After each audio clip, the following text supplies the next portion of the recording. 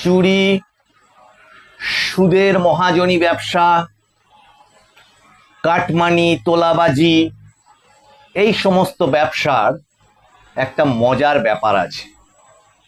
সেটা কি বলুন তো? ওই অনেক দিন আগে আপনাদেরকে বলেছিলাম বেশ কয়েকটা এপিসোডে, যে মস্তান যদি চড় খেয়ে যায় রাস্তায়, তাহলে সেদিনই তার মস্তানি শেষ, আর কি ব্যবসাও শেষ। তার সাথে সাথে আর একটা কথাও, মজার কথা বলেছিলাম, যে যখন সেটা শেষ হয় তখন ওই যে আগে ধরা যাক 40 বছর ব্যবসা করে 41,000 টাকার লস, আর কি ঘটে?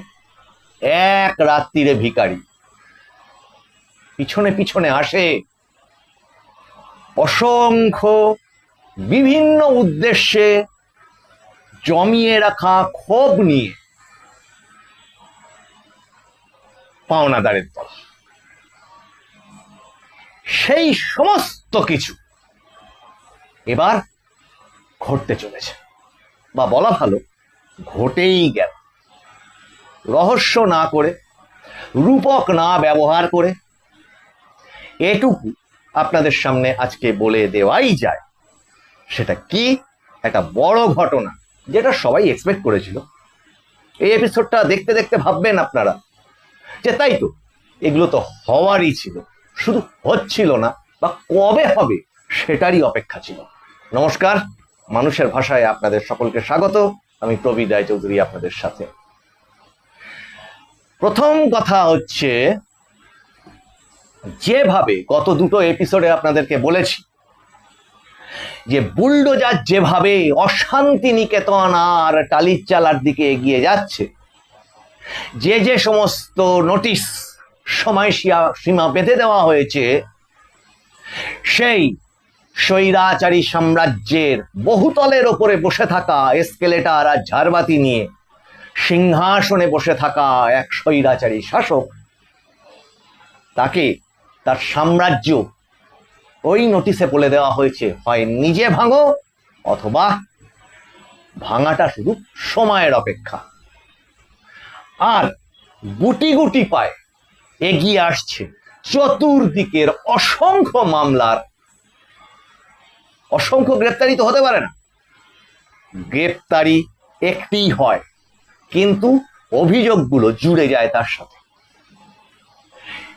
এই সমস্ত আশঙ্কা আমি আগের এপিসোডে বলেছিলাম যে আপনি, আমি, সমস্ত সংবাদ মাধ্যম, সাধারণ মানুষ, তারা যতটা না জানতে পারছি, অপরাধ বিজ্ঞানের কথায় কি বলা হয়, যে সে সবার আগে জানে সে কি করেছে, সে কে অপরাধ, সে সব থেকে ভালো জানে সে কি করেছে আর তার ফল কি হতে পারে।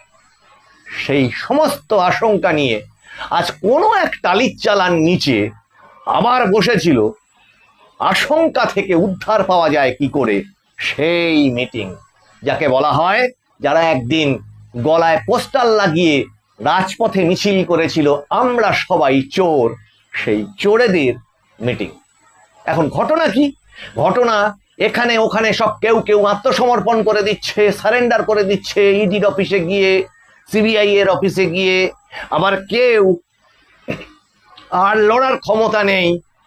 কাগুজে বাঘের গায়ে জল লেগে গেলে যেরকম অবস্থা হয়, সেরকম করে সে ভোটের থেকে নিজেকে সরিয়ে নিচ্ছে, নামই তুলে নিচ্ছে ভোটটা হওয়ার আগে। এই সমস্ত কিছু একটা দিক নির্দেশ করছে, সেই দিকটা হচ্ছে এবার শ্রীঘরে ঢোকো, সময় এসে গেছে।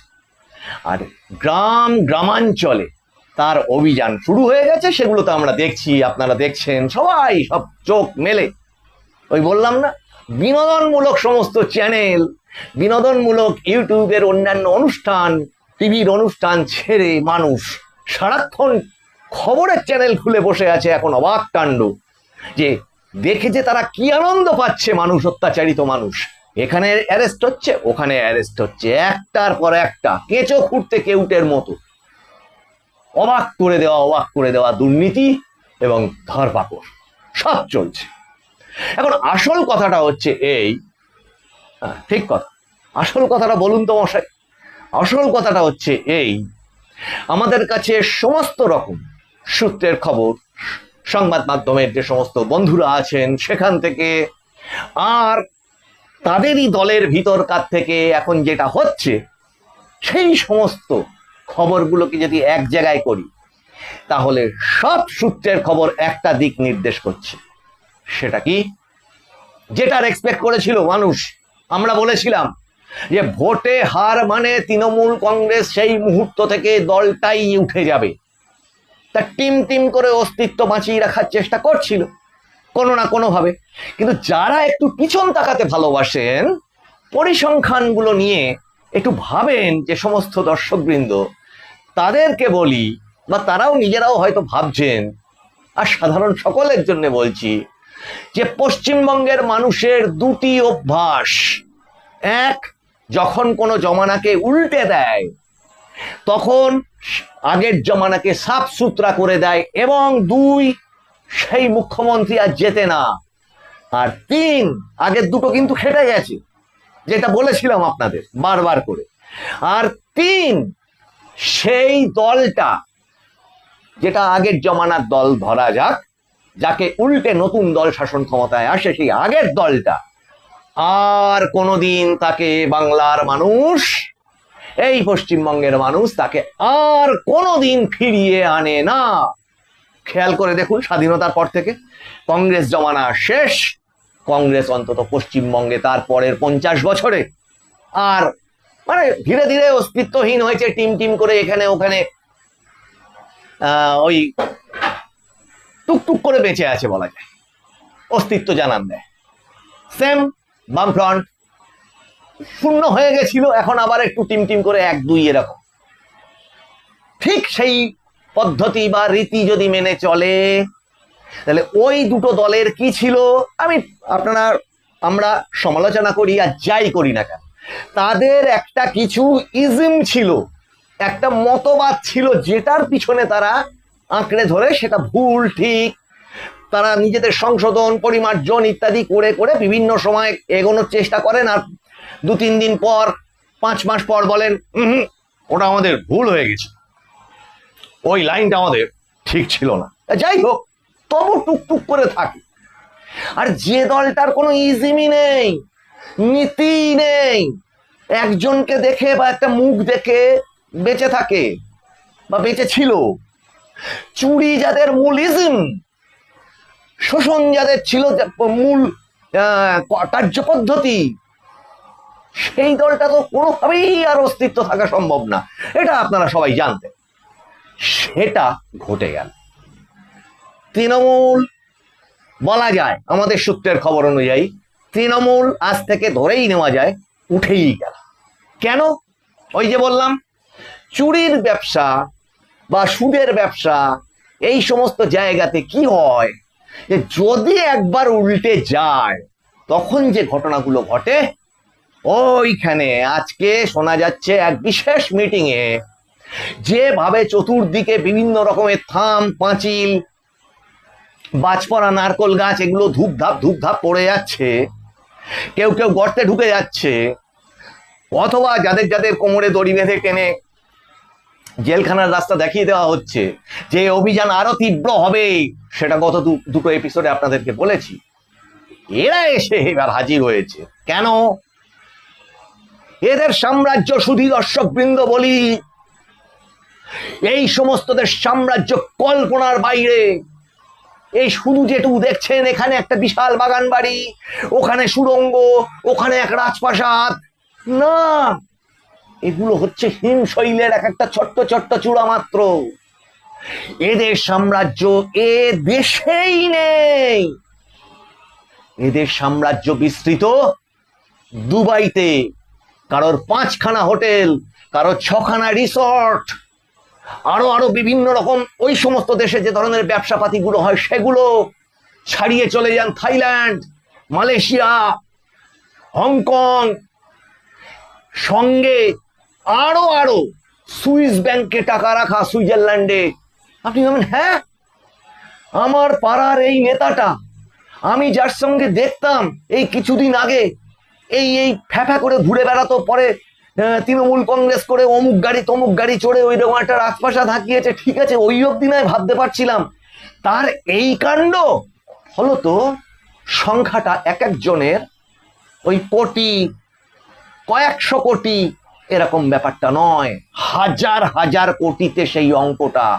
এবং সেটা এদেশের এখানকার এজেন্সিরা যে সমস্ত এতদিন ধরে তথ্য কালেকশন করেছিলেন, সেই তথ্যের লিঙ্ক যেতে যেতে ছড়িয়ে চলে গেছিল কোথায় কোথায়, রাশিয়ার বান্ধবী, তাদের মাধ্যম দিয়ে টাকা বিভিন্ন ফেক অ্যাকাউন্টে বা বেনামি অ্যাকাউন্টে সেই টাকাগুলোকে ট্রান্সফার করা, মানে এত এত টাকা রাখার জায়গা নেই করে আরো অ্যাকাউন্ট। আপনি ভাবতে পারেন একজন পৌরসভার কাউন্সিলর সে চলে যাচ্ছে সুইজারল্যান্ডে, কেন?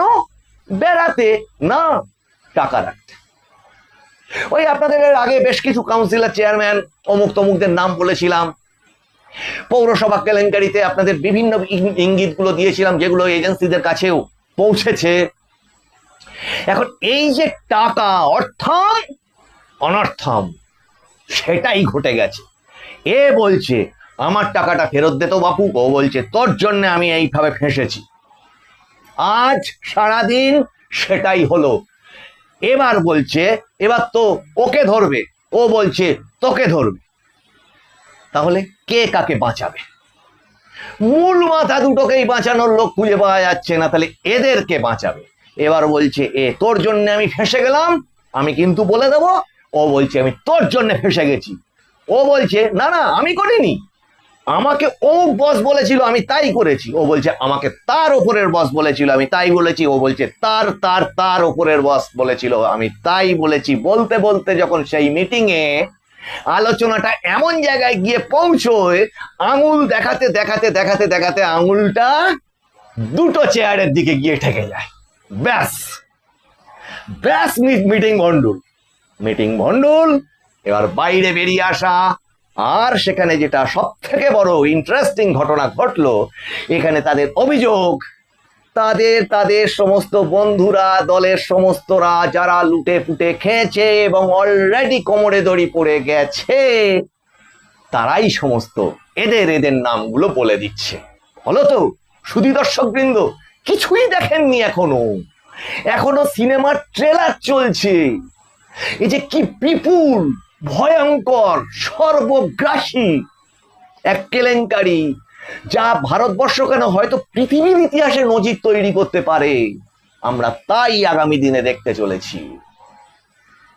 আর এক একটা মানুষ, ওই ধরনের চোর ছেচররা, যারা কিনা বিধায়ক, কাউন্সিলর, মেম্বার, সভাপতি, কর্মাধ্যক্ষ ইত্যাদি ইত্যাদি হয়েছে, এদের পরিণতি যে কি অপরিসীম করুণ হতে চলেছে সেটা কল্পনা করলেও চমকে উঠতে হয়। এবার বলতে পারেন যে ফেরত দেওয়ার ব্যাপার কি আছে? টাকাটা তো কমিশনে যেত। একটা তোলা উঠলে বা কোথাও একটা কমিশনের একটা মোটা টাকা হোক আর ছোট টাকা হোক, সেটা মুড়ি কিনে করে কলকাতা গিয়ে পৌঁছক, অথবা কু ডাকা কাকুর নির্দেশে, যিনি নাকি তার গলা দিয়ে আওয়াজ বেরোয় না, তার নির্দেশে আবার অন্য কোথাও পাচার হয়ে যাক, সেটা যেখানেই যাক না কেন, এই সমস্তটা করতে করতে আমি একটা এপিসোডে আপনাদেরকে বলেছিলাম যে ওই রাজ্যের সেই সময়টাতে একটা মুখ্যমন্ত্রী নয়, প্রতিটি গ্রামে ব্লকে একটা করে মুখ্যমন্ত্রী, উপমুখ্যমন্ত্রী বা ক্যাবিনেট তৈরি হয়ে গেছিল। তারা কাউকে মানেন। ফলত ওই কমিশনের বদলে কেউ কেউ ঠিকাদারের কাছ থেকে কাজ করিয়ে গোটা টাকাটাই গিলে ফেলেছে। আর এই ঘটনাটা যখন চরম জায়গায় পৌঁছয়, এবার সেটা বলছি কি হয়েছিল জানেন? কোথাও একটা কোনো কাজ যদি হচ্ছে, যখন এই 2024 ইলেকশনটার পর থেকে এরা মোটামুটি কেউ কেউ ভিতরে ভিতরে বুঝতে পেরেছিল, দলের ভেতরে থাকে, আইপ্যাকের যে কর্মকাণ্ড এবং আইপ্যাকের টাকা তোলার যে মেশিনারি, সেই মেশিনারিটাকে এরা মানছিল না। ভোটে দাঁড়ানোর ক্ষেত্রে টিকিট কিনতে গিয়েও যে পরিমাণ টাকা তারা ইনভেস্ট করেছে, সেটা তো এবার ফেরত চাইছে। কারণ হেরেছি তো বাপু তোমার দোষে, আমার দোষে তো আমি হারিনি। এই তর্কেও যেমন উঠেছে সেখানে, তার সাথে যেটা উঠেছে এই ফেরতের কথা। কি ফেরত? তুমি তো বাপু সব গিলে ফেলেছো। তাহলে মানে ওর কাছে যখন তার তলার লোকেরা এবার টাকা ফেরত চাইছে বিভিন্ন রকম তোলাবাজির জন্য, কন্ট্রাক্টর এসে বলছে আমার বিলের টাকাটা দাও, তোমায় এত টাকা ঘুষ দিয়েছি, আমায় ফেরত দাও, না হলে কিন্তু কেলেঙ্কারি। এরা এইবার সম্মিলিত হয়েছিল ওই সেই টালি চালাতে, তাহলে আমাদের এবার তুমি ফেরত দাও, না হলে আমরা ওদের দেব কি করে। Chain business, chain system business. ওপরে একটা মাথা, তার গোল, তার তলায় দুটো গোল, প্রত্যেকটা গোলের নিচে আবার দুটো তিনটে করে গোল গোল, তার তলায় আবার চারটে পাঁচটা করে গোল গোল গোল গোল। Network business, chain business. কিন্তু চেন যখন কেটে গেছে, সব টাকা ফেরতের দায় কার? ওপরে বসে আছে যে গোলটা, সেই গোলটা। এবার কি হবে? যেটা শোনা যাচ্ছে, সংসদের, যেটা আপনাদেরকে বলেইছিলাম এর আগের এপিসোডে, সংসদের বর্ষাকালীন অধিবেশন, সেই বর্ষাকালীন অধিবেশন পর্যন্ত এরা একটু শীত ঘুমে থাকার চেষ্টা করবে, যদিও সে সুযোগ আর দেবে না বিজেপি সরকার। সেই সুযোগ তো শীত ঘুমের থাকার সুযোগ দেবে না। শীত ঘুমে যেতে গেলে তো গর্তের মধ্যে ঢুকে শীত ঘুম নেয় ব্যাং সাপ, এরা সেখান থেকে টেনে এনে বার করে খাঁচায় ভরবে, এই একটা প্ল্যান আছে। আর একটা প্ল্যান হচ্ছে ওই দলটাকে ভেঙে 1/3 সংখ্যা, বা বলতে গেলে প্রায় পুরোটাই ভেঙে একটি আলাদা অস্তিত্ব তৈরি করা। আর একটা যাতে কিনা দলত্যাগ বিরোধী আইনে না পড়ে। এমনি পৌরসভা পঞ্চায়েতের কথা ছেড়েই দিল, গোল্লায় গিয়েছে মোটামুটি, ও ম্যাটার অফ টাইম। আর ব্যালেন্স পড়ে থাকে যে অংশটা, সেই অংশটা হচ্ছে যে এই যে বিধায়ক, সাংসদ গেল, এবার হচ্ছে বিধায়ক, এদের এবং উচ্ছিষ্ট তৃণমূল, যেটা আমি বলেছিলাম কিছু কংগ্রেসের সঙ্গে যোগাযোগ করবে, কিছু সংখ্যালঘু, তারা বিভিন্ন রকম সংখ্যালঘু নতুন নতুন যে সমস্ত দল টল হয়েছে বা হচ্ছে বলে আগামীতে খবর আমাদের কাছে আরো দু একটা হতে পারে, তাদের সাথে তীব্র বেগে যোগাযোগ শুরু করে দিয়েছে। কোথাও হায়দ্রাবাদ, কোথাও মুর্শিদাবাদ, বিপুল যোগাযোগ চলছে সেখানে। আর যারা সেখানটায় না, তাদের বাঁচার একটাই উপায়, উল্টো দিকে তাদেরও দলের কর্মী সংখ্যা বাড়াতে হবে, দলের শক্তি বাড়াতে হবে। কিন্তু এক্ষুনি করলে হবে না, তাহলে গা থেকে গন্ধ বেরোবে, লোকে আঙুল দেখাবে, এমনিই তো খারাপ। তাহলে যারা যেখান থেকে এসেছিল সেই সিপিএম এবং কংগ্রেস থেকে ভেঙে ভেঙে ভেঙে ভেঙে ভেঙে তৈরি হওয়া তৃণমূল কংগ্রেস, কাজেই go to the pavilion, back to the pavilion, আবার সেখানে গিয়ে ঢোকো। খেয়াল করে দেখুন, এই শাহজাহান, এই শওকত মোল্লা, ওই বাবু মাস্টার, তারপরে আরো কি মজিদ মাস্টার, এই সমস্ত যে নামগুলো, এগুলো কাদের কাদের হাতে তৈরি? কোন জমানায় উঠেছিল? সেই সিপিএম জমানায়। ওই সমস্ত সিপিএম তাদের পৃষ্ঠপোষক ছিল রীতিমতো। আর এই যে জমানাটার পরিবর্তন হয়ে গেল, এবার তারা যায় কোথায়? পুকুরে খানিকক্ষণ বসে ওর পুকুরে মাছ চুরি না হয় করা যাবে, বেশিক্ষণ তো না, সে তো এখন তো বিজেপি সরকার, চতুর্দিকে কঠোর নজরদারি, তাহলে মাছ চুরি করার উপায়ও তো আর নেই। কিন্তু স্বভাব চোর কি করবে? কিছুদিন আত্মগোপন করে থেকে ওই ব্যাক টু দ্য প্যাভিলিয়ন, তাদের দলের শক্তিটাও খানিকটা বাড়বে, মানুষ কঠোর নজর রাখছে। এই সমস্ত অঙ্কটা আপনাদের সামনে তুলে ধরলাম। এবং তার সাথে ইম্পর্টেন্ট যেটা, যে এটাকে তবু থাকতো আশ্রয় দেওয়া, বেঁধে রাখা, জড়ো করে রাখা যাকে বলে, সেটা না হয় কিছুটা হতো, কিন্তু বাদ সাধলো কোথায়? সময় শেষ, সব দিক থেকে সময় শেষ। বুলডোজার বাড়ির ভিতরে ঢুকে পড়েছে, নাড়া দিচ্ছে ভিতে, একটা না, পর পর পর পর ভাঙন। সেই রিস্ক তার থেকে কুচোড়া আর নিতে পারছে না, বলছে আরে ভাই তোমরাই আজ আছো কাল নেই, আজ মরলে কাল দুদিন, এটা আমাদের বাঙালিদের একটা কথ্য ভাষা আছে, তা তুমি আবার আমাদের কি সাপোর্ট দেবে? ভাগো ভাই, নিজের জেল যাত্রায় সুখে শান্তিতে থাকো, আমরা আমাদের রাস্তা দেখলাম। শুধু দর্শকবৃন্দ, এতটা তথ্য আপনাদের সামনে তুলে ধরলাম, আরো আরো তথ্য সামনে আসছে, বাঙালি চমকে চমকে উঠছে। এ তো কিছুই না, বললাম না, এগুলো কিচ্ছু না, প্রচুর প্রচুর। এই হিমশৈলের চূড়া মাত্র দেখলেন আপনারা, আরো তো আসছে, সেগুলোর জন্য তো আমরা অপেক্ষায় থাকবো। তাহলে আপনারা নজর রাখবেন কিসে? আপনারা নজর রাখবেন মানুষের ভাষায়। মানুষের ভাষা সবার মনের কথা বলে। আপনারা একটু সাবস্ক্রাইব করুন, লাইক করুন, শেয়ার করুন, কমেন্টটা হাত খুলে লিখুন, মনের কথা লিখুন, আর শেয়ার করে দিন, যাতে অনেক মানুষের চোখে পড়ে সেটা। আপনাদের সঙ্গে আবার দেখা হবে সামনের এপিসোডে। ততক্ষণ পর্যন্ত আপনারা অপেক্ষা করুন। নমস্কার।